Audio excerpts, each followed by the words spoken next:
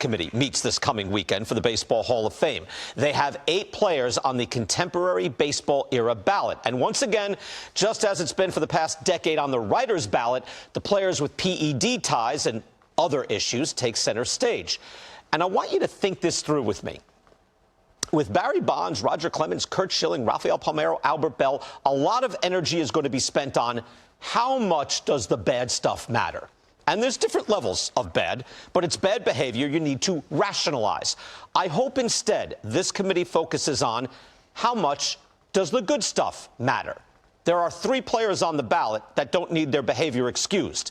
If I'm in that room, I'm voting Fred McGriff, Dale Murphy, Don Mattingly. And I'm feeling great about it. And I'm feeling great about baseball. So today, let's give Don Mattingly a little Cooperstown justice. We're probably aware of the basics here now. From 1984 to 1987, Don Mattingly was the best player in the American League and best hitter in all of baseball. A stunning slash line of .337, the batting average, .381 on base, and slugging percentage of .560. In that period, with guys like Mike Schmidt, Wade Boggs, Dale Murphy, Don Mattingly was #1 in all of baseball in OPS plus, slugging, RBIs, doubles, and total bases. Now, Mattingly was the best player in the game from 1984 to 1987, but he was still dominant from 84 to 89. Here are the total base leaders over that span. Mattingly leads George Bell by 120 total bases and Kirby Bucket by 174. Mattingly is the #1 slugger in the game in those 6 years, and it's not even close. But I want to focus on why people who saw him play speak of him in such awe. Mattingly was the #1 slugger while also hitting .337 and having an elite contact rate. Mattingly had more walks than strikeouts in each of his peak 6 seasons and overall in his career. Think about that. Mattingly was the best power hitter in the game while also essentially hitting like Tony Gwynn. Here are the top slugging percentages from 1984 to 1987 and their strikeout rates. The top 3 are Mattingly, Schmidt, and Dale Murphy. You can see them right there. They all have high strikeout rates. If you look at the top 5, George Bell, Darryl Strawberry, look at them. Even George Bell, relatively low his strikeout rate. It's 11.7%. It's more than double Don Mattingly's of 5.3. Double. Everyone else is striking out a lot. Don Mattingly not striking out at all. That's why his at-bats were so special. He was striking out 33, 35 times a year while leading the league in slugging, RBIs, and total bases, and also hitting for an absurd batting average. Think of it this way. You have an image of Tony Gwynn. Right there he is in front of you.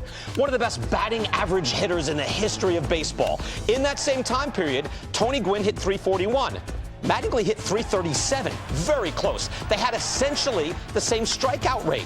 Both are in the top 5 in strikeout rate in the major leagues and phenomenal contact hitters. The difference? Mattingly is slugging 100 points higher. Gwynn is slugging .457. Mattingly slugged .560. Mattingly hit like Tony Gwynn, the master, but with league-leading power. That is why he's seen as extra special for those who watched him while he was playing.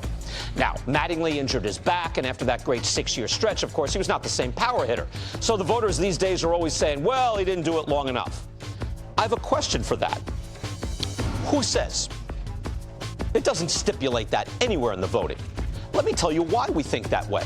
In the 1930s and 40s, when the baseball writers were first trying to figure out who belonged in this new Baseball Hall of Fame, they didn't have Baseball Reference. They didn't have a baseball encyclopedia. They couldn't go year by year through a player's record without getting team records.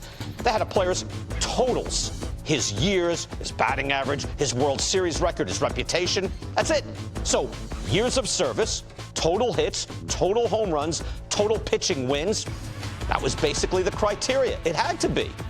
We've come a long way since then. We can go year by year now and compare the peak of the great players. So how many players have ever been known, like Mattingly, as the best player in baseball for any period of time? There aren't many. Mattingly was one of them.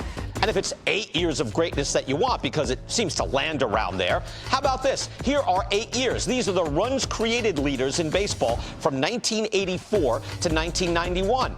Mattingly, even with 2 to 4 years of diminished output with the bad back, is 4th in all of baseball. And do you notice anything around the names, about those names that are surrounding Mattingly?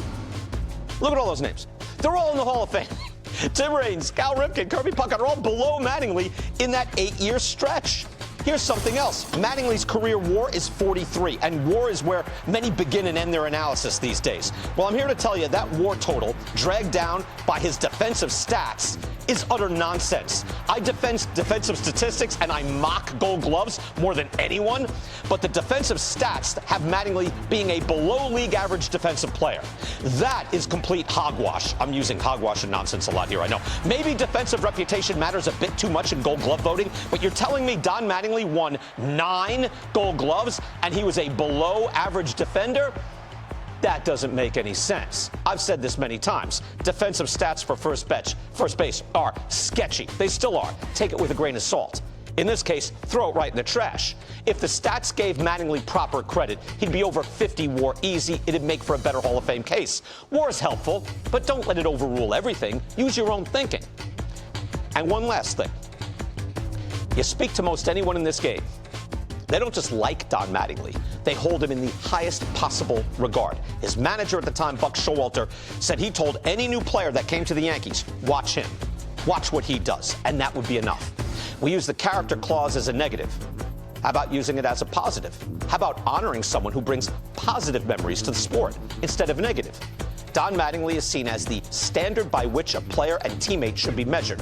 Put that up against, well, I'd like to see 2 more years of him being fully healthy. Is that really what it comes down to? Here's the list the voters will be looking at. I put it into 2 columns here. You have 5 guys that you'd have to factor in all sorts of things. Performance-enhancing drugs. Did he actually threaten someone? Did he tweet threaten someone? And put that up against the other players that are up there. You can go Mattingly, Murphy, McGriff, and you can honor those who brought honor to the game. Vince pulls Stone Cold, Triple H, Kane.